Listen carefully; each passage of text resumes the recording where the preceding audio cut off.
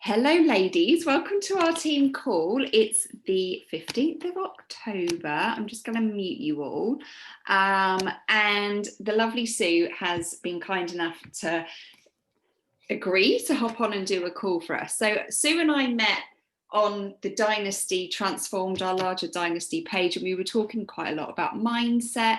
And her, like myself, we started roughly about the same time. And I think Sue has just got a really, really super inspiring story and journey. And I'm going to let her talk about that because I will definitely not do it justice. But you are a lawyer and you live in New York, and so much crazy stuff is going on with you. She had a knee operation, essentially a whole new knee. A couple of weeks ago. You've got a 2-year-old little boy as well, and yeah, you're amazing, and it's really lovely to have you talking and telling us a little bit more about your story and how mindset has kind of changed everything for you. So I'm going to hand over to you. I need to work out how to make you the host, don't I? You might not need to make me the host, you just have to let me share. Okay. But I don't need to share for starters. And if we can't get it, it's not a big deal. So first of all, thank you for inviting me to do this and for letting me come on and talk to you guys about this. It's something I'm super passionate about. And so just a little bit, 2 seconds on me and a little bit about my journey.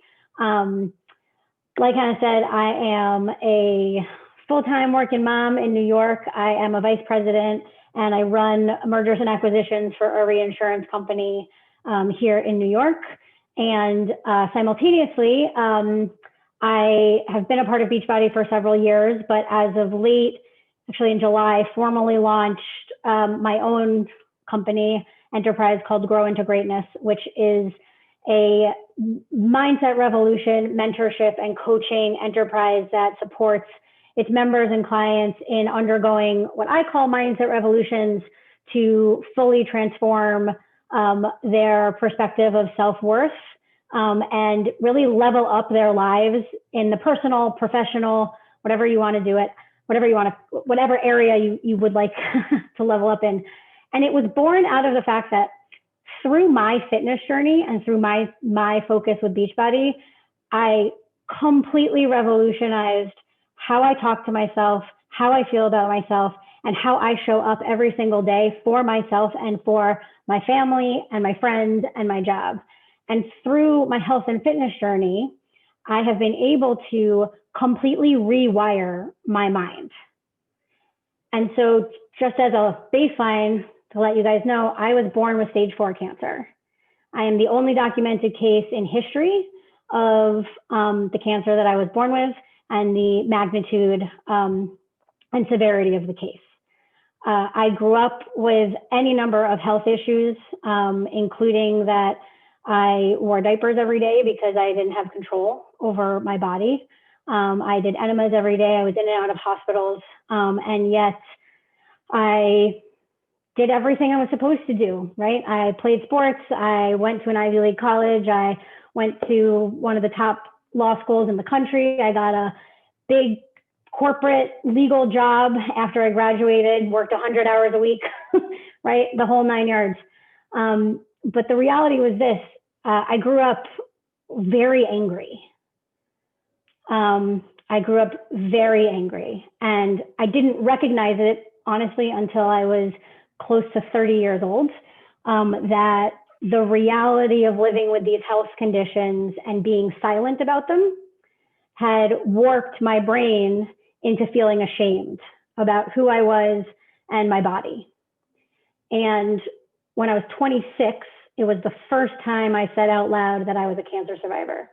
So that's 26 years of never identifying as a cancer survivor. And actually, not only not identifying as a cancer survivor, but refusing vehemently to believe that my cancer defined or even impacted me in any way. And I talk about that as the grounding of my mindset because we can't escape the things we are silent about. If we do not speak out loud and we do not vocalize, we do not grow and we do not heal. And so that's the foundational mindset perspective that I like to bring to working, with people. And when I talk about this, is that silence breeds shame. It's just a very, very easy concept. And so over the last nearly decade, I've worked really hard on not being silent about my health anymore. But the first 4 years of that journey was a pretty passive participation in changing the dialogue. My dialogue around it was still anger driven. It was a lot of still pushing away that it defined me. But simultaneously with this, I landed in a hospital for 2.5 months. I walked out of the hospital at 95 pounds and pretty much on the verge of death for months to come. And during my time in the hospital, it was the first time that I allowed people to come visit me.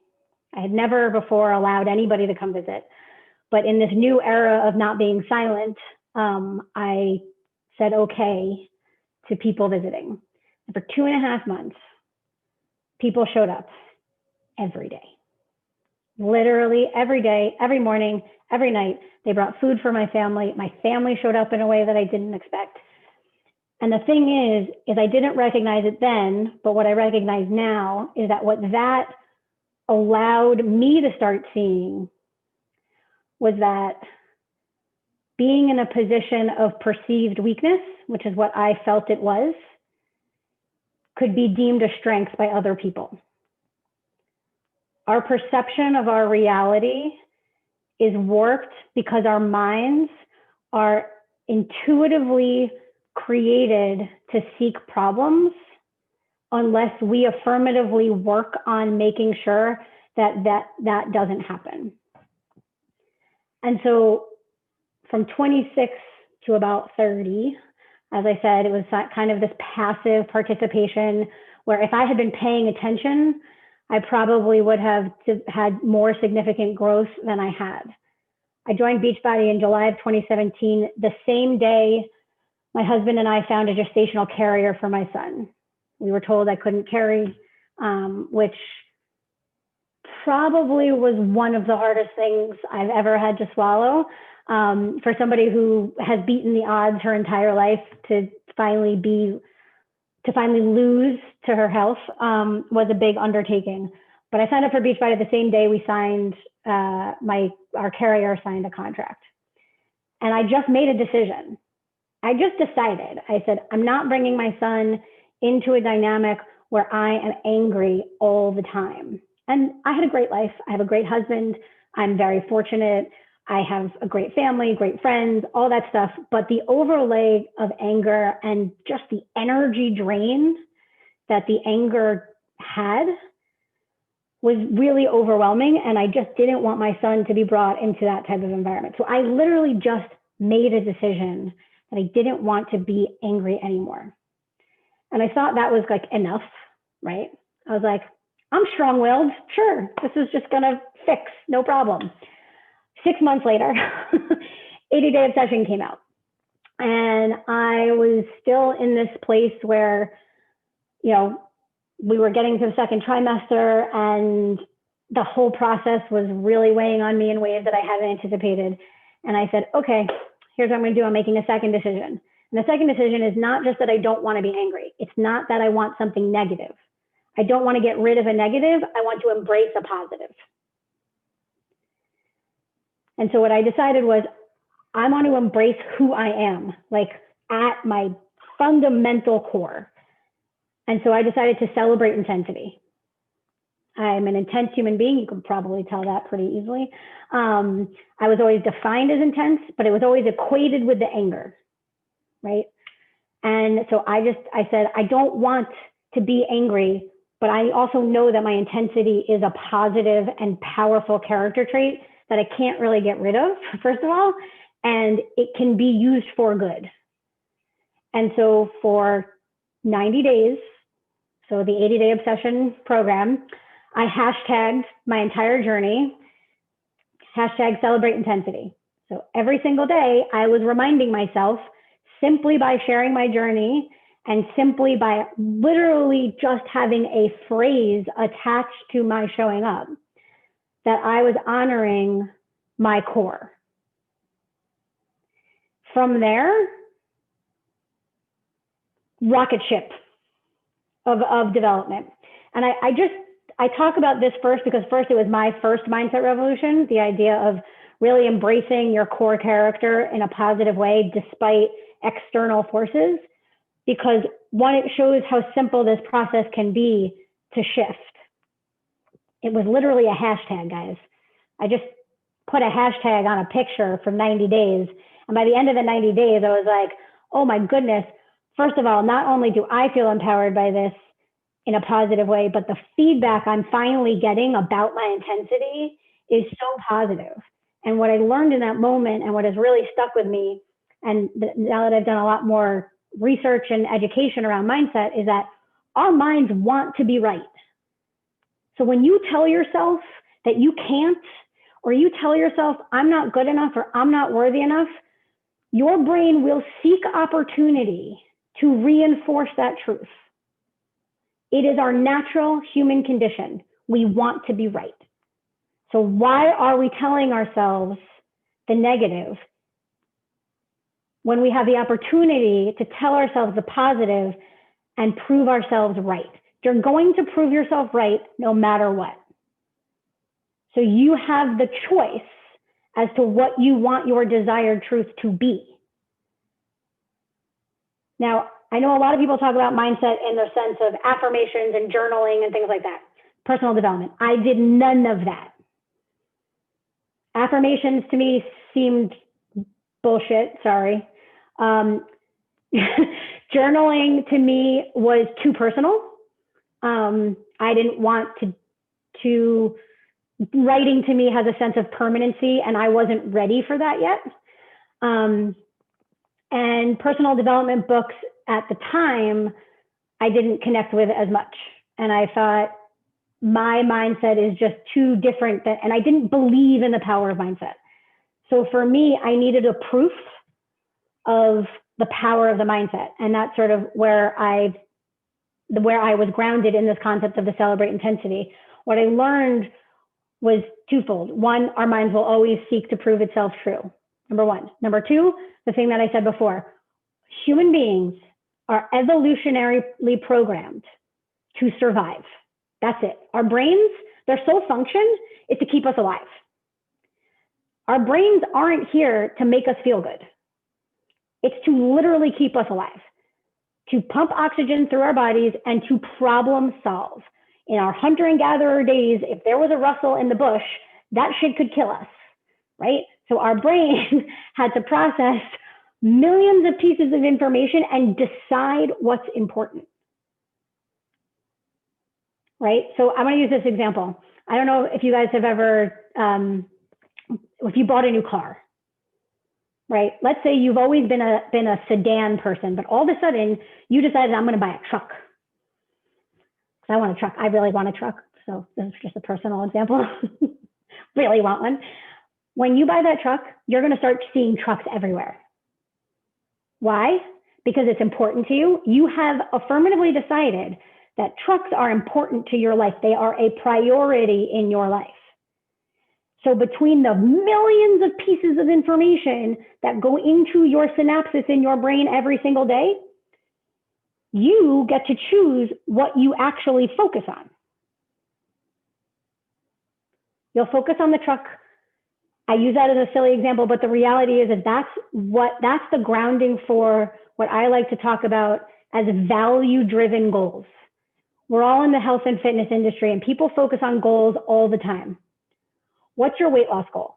What's your lifting goal? Me, personally, I'm a weightlifter, hate cardio, give me heavy weights any day of the week, and I am happy, right? The heavier I can go, the happier I am.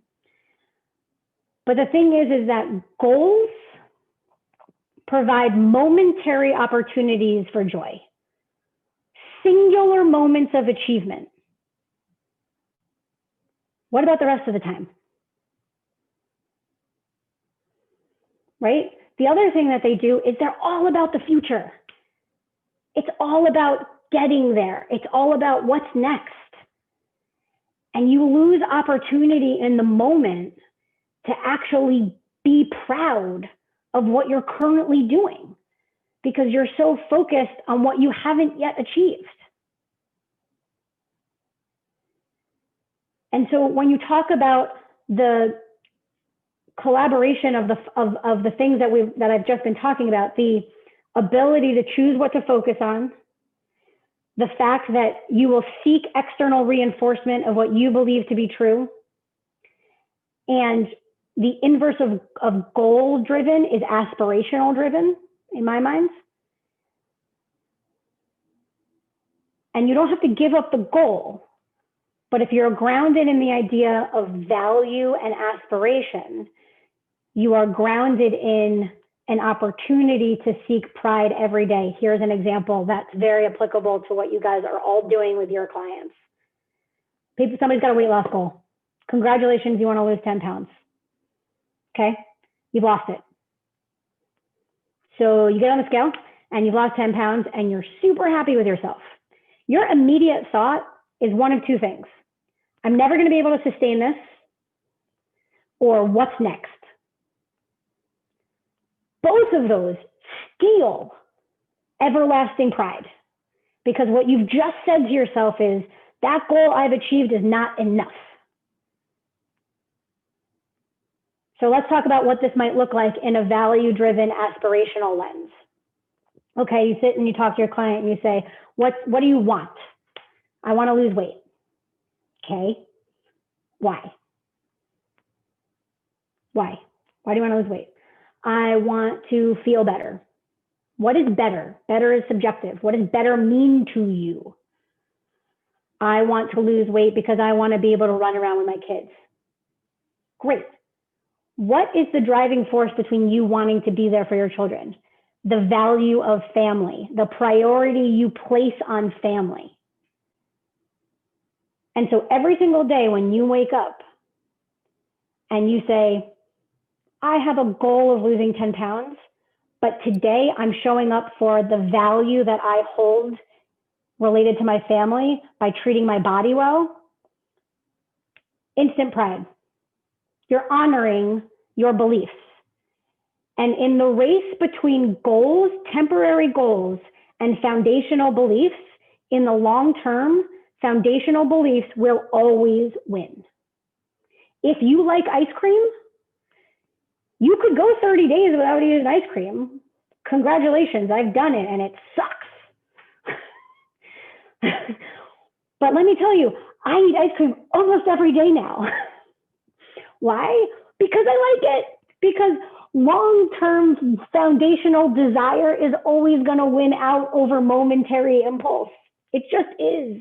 You're not going to train your body and your mind to like something that it doesn't, unless it's tied to a higher priority than just a simple desire. When I can go without ice cream, it's because I've made a priority decision in my life that right now, in this moment, the value I ascribe to showing up to a certain lifestyle is more important to me than the joy I derive from eating an entire fucking pint of ice cream, which, yes, I will do very happily.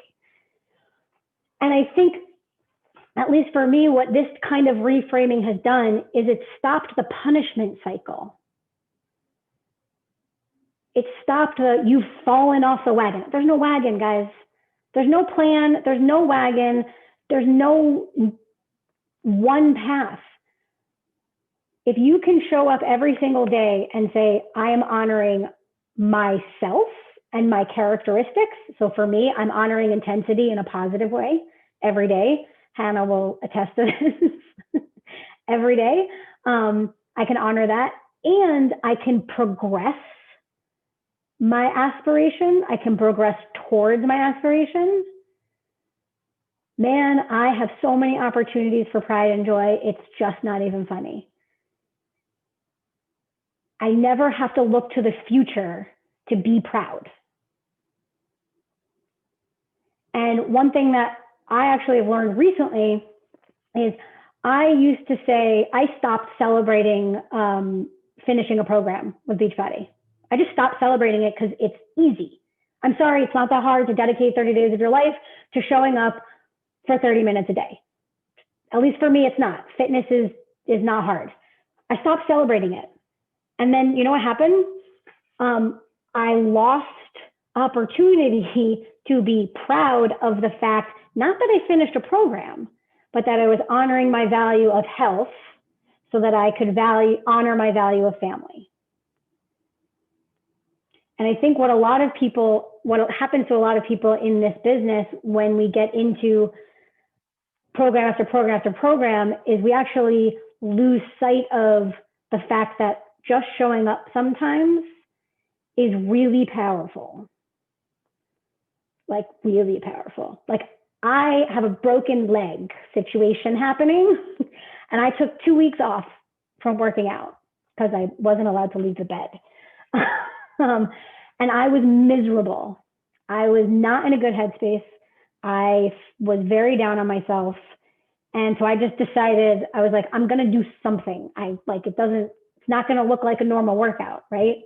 And if you talked to me a couple of years ago and I was doing the workouts I'm doing now, I would tell you like they're pathetic and I'm weak and like, this is just ridiculous. I can't use anything over 15 pounds, so it's not worth it. And, you know, I'm not progressing my goals or anything like that. Instead, I'm really fucking proud of the fact that I get up every morning right now and I've changed the way I work out to fit my circumstance. All of that is mindset, guys. It has nothing to do with a nutrition plan or a workout program. It has 100% to do with a choice that I made and that everybody has the capacity to make to find opportunities for pride and joy. And all of this, I say all of this in the context of fitness, but once I have a list of 10 mindset revolutions that fitness has helped me achieve. You know what else they helped me achieve? I mastered them in fitness and now I apply them to my relationships and I apply them to my career. By the end of the year, it should be announced, hopefully, fingers crossed, that I'm going to be senior management in my company. I'm 15 years younger than anybody else at my level. I'm the only female. There's no way I would have gotten to where I am if I had stayed in the mindset I used to be in. If I had continued to question my intensity as a power source and continued to feel stymied by the stigma of intensity in a woman, and I had given into the feedback that I remember hearing that your ambition is offensive and that people would call me Mr. Moser because they just assumed like it's better to be referred to as a man, right? In this, I work in insurance. It's a very old white man situation, right? Or when I didn't carry my son, and my family made a decision that my husband was going to take paternity leave first because his schedule was more flexible than mine. And I had a massive transaction and a big career opportunity. And I chose career over maternity leave. And then I took maternity leave after my husband, and the amount of just insanity that was thrown my way. There's no way I would have been able to be confident in those decisions without really owning who I am. And all of that, again, is mindset. That negative spiral that we all have it, right? Everybody has had the moments in life where the can't comes in, the shouldn't is literally the worst. Guys, if you ever hear yourself saying should or shouldn't, I'd like you just to, I don't know, do something violent to yourself because it just is awful. It's just like, I don't know, some people have a rubber band. You need to condition yourself to like not use the word should and shouldn't because it's just the most damaging perspective that you can have.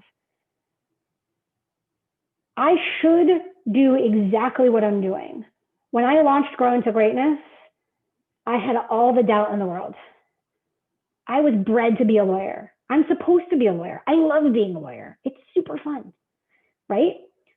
And I'm definitely not supposed to talk about my health. I shouldn't be in this esoteric world of mindset. I'm corporate. I was born and bred to do that. Bullshit. You can do all of it.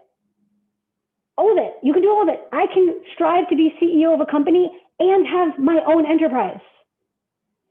You can be an amazing teacher, stay-at-home mom, whatever you're going to be, and run a fitness business. And oh, by the way, you can also say, I use Beachbody. I love their programs. They're amazing, but they might not be enough for the transformation without intentional attention. The reason I launched Grow Into Greatness is because the thing I saw missing in my Beachbody world was this. My team wasn't talking about this. They were talking about the plan and the program. And that's not what gave me the new life. That gave me a lens for a new life, but that didn't give me the mechanism or the tools for the new life. Because you can press play and go through the motions all you want, guys. But the second you stop pressing play or you get injured or you go off plan, if you can't stop the automatic negative spiral that is initiated when that happens, if you haven't trained your brain in the moments of goodness to react a certain way, in the moments of bad, it's not going to know to do that. You have to train yourself to find pride and joy every day because the negative thoughts will always come in. It's about being able to stop them. I'm going to just stop rambling in case anybody wants questions before this is over. Do you know what, Sue? Like I know you quite well now, and actually, do you know what? I knew that there was. I've written down so much stuff, but for me, I mean, this is what I think our team is all about, you know, and that's why we connected originally, because I said to you, you know, you were like, I'm all for the fitness and the nutrition, but this for me, there's something else. And actually, you know, we're like, we all have that sort of background, you know, that for us, it's mind, body, soul. It's not just a one, and they're not separate entities. But I really, really love like what you talk about in terms of, you know, these are my aspirations and these aren't my goals, because I think you're absolutely right. And I was such a self-sabotager. I get to that level and I'd be like, well, I've achieved that now, but that's a bit shit. Now what? And we just do that, and you are so right. Like, our brains are mean places, and we can only retain 7 pieces of information or something ridiculous at a time, and that's what we do. And we are that inner mean girl to ourselves, and we are horrible. And so, and I just love your whole thing of like honoring and identifying like what it is about you that, you know, is like your intensity and being you. And I think that so often, and I mean, we talk about this a lot in being authentic and being your true self, and we say it all the time and trying not to be anyone else. But honestly, I think that that is so true, because if you aren't in any shape or form, 1, you're not honoring yourself, and 2, people are going to see straight through it.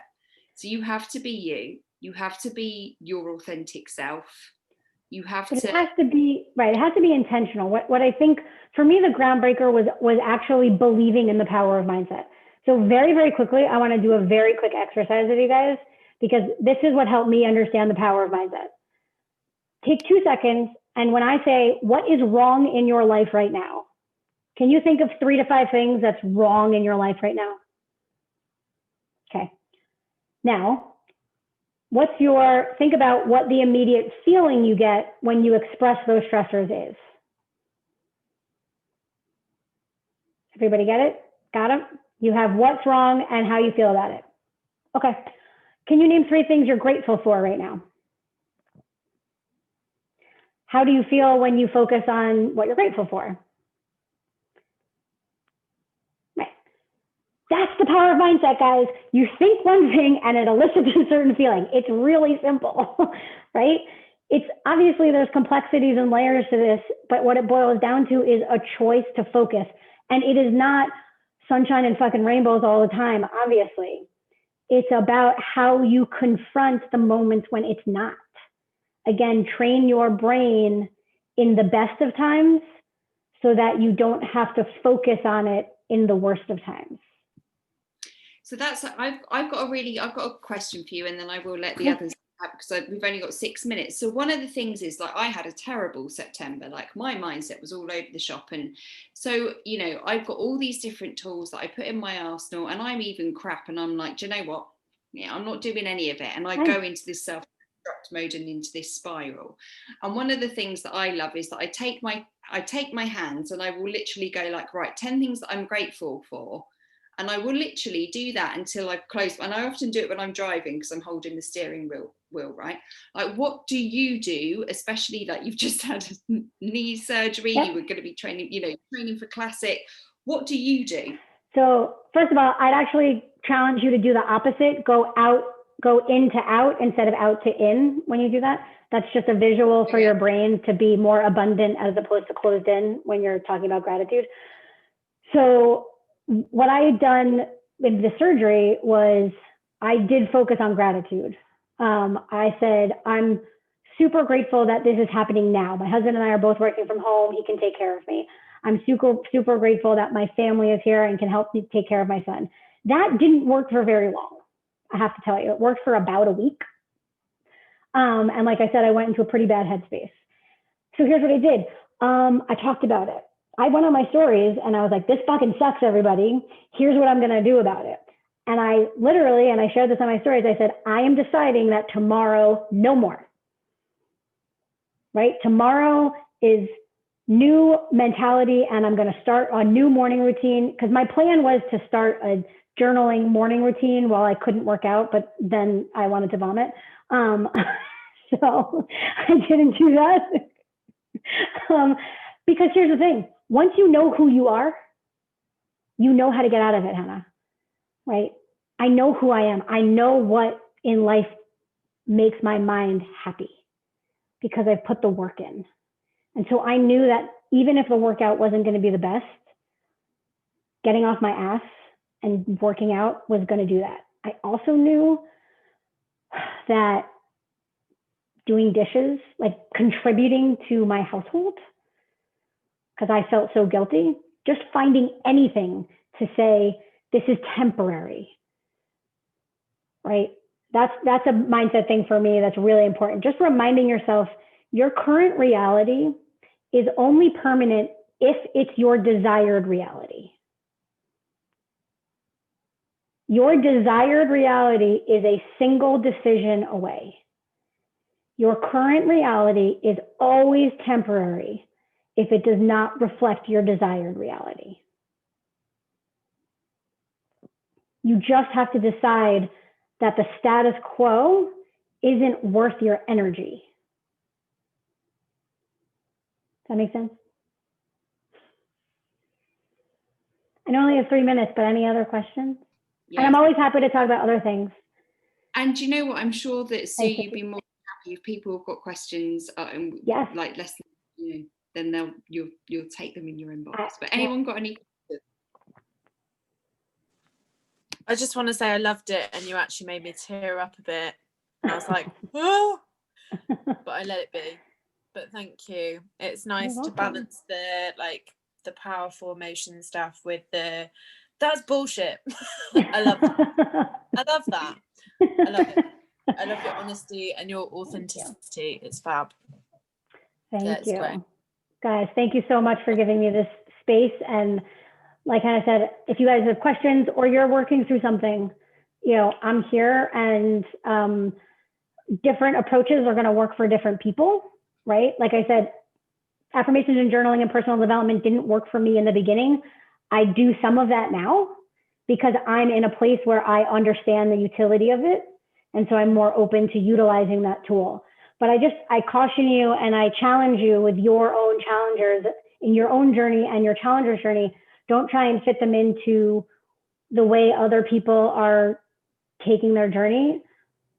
Make sure that you're really promoting substantive change. How do you want to show up in this world? You can utilize food and fitness to amplify that, but it's really about how do you want to show up every single day in all areas of your life. And that's about your values and then prioritizing your values. And if you want, Hannah, I can give you a quick worksheet to post in your group. That might help some of you guys work through some of this core value prioritization. And I think that that's really important. And I think you're absolutely right, Sue. I think, you know, affirmations and journaling, all of that stuff is amazing, but you have to put it in it has to work for you in a certain way. So we were talking about meditation yesterday, but that looks different for everyone. And it doesn't have to be this one sitting there and trying to, anyway, I know you don't. Anyway, we're going to get cut off. Okay. Thank you so much. Thanks, everybody. Did anyone get a picture? Oh, no. Here. Vic, did you get a picture? Vic got a picture. Oh, you got it. Oh, and Charlie, you see they're on it. They're on it. Thank you guys so much. I really appreciate you letting me come talk. I know that this is your late afternoon and you work and you're really busy and stuff. So I appreciate it, love. I'm not that busy. Anyway, love you all, ladies. Have amazing nights. She's already been crying, so I'm going to go grab her, take her. No. Bless her. Bless her. See you.